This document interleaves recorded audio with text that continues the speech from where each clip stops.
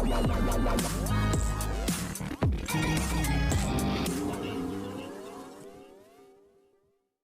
Everyone, channel को subscribe करें, notification bell press करें ताकि सारी जानकारी आपको सीधा मिल जाए। बात करते हैं टीवी सीरियल गुम है किसी के प्यार में के आने वाले ट्रैक की।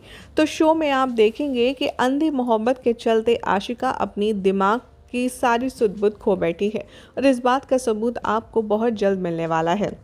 शो की कहानी में दिखाया जा रहा है कि मृण्मय के साथ हुआ है एक बहुत घिनौना खेल और ये खेल खेलने वाला कोई और नहीं बल्कि है उनका ही अपना दुश्मन अर्श।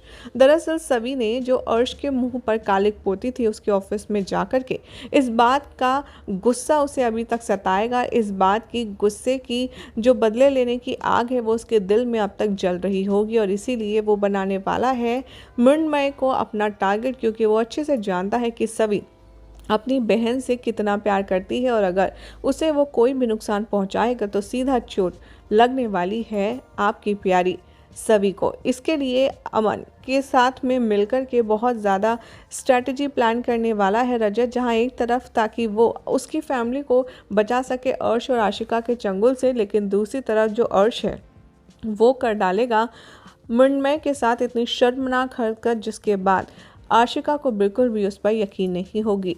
आशिका लड़ेगी, झगड़ेगी, अर्श की सफाई देगी, उसकी अच्छी चीज़ की दलीलें देगी और उसका साफ दिल होने का दावा करेगी। वो कहती नजर आएगी कि what the rubbish you are talking.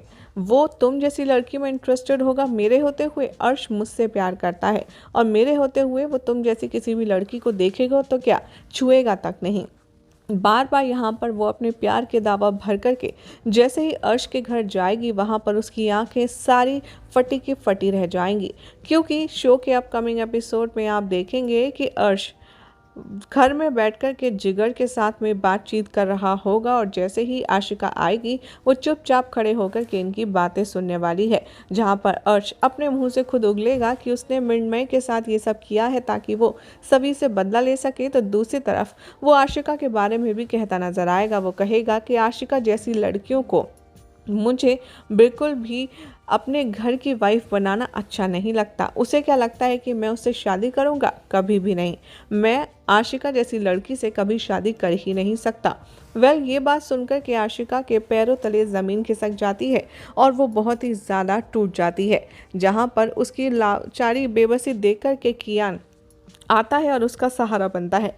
कियान कहता है आशिका से कि माँ, मैं तो शुरू से ही जानता था कि अर्श अंकल आपसे कभी शादी नहीं करेंगे, क्योंकि ये बात वो औरों को भी बोल चुके हैं और मृण्मय आंटी बिल्कुल सही हैं। अर्श ने ही किया है उनके साथ ये गंदा काम और ऊपर से वो भी ये बात जानती हैं कि अर्श अंकल आपसे कभी शादी नहीं करने वाले थे। अब अर्श बनने वाला है यहाँ पर विलन और जो यहाँ पर रजत का बेटा है वो बनने वाला है अपनी माँ की ढाल।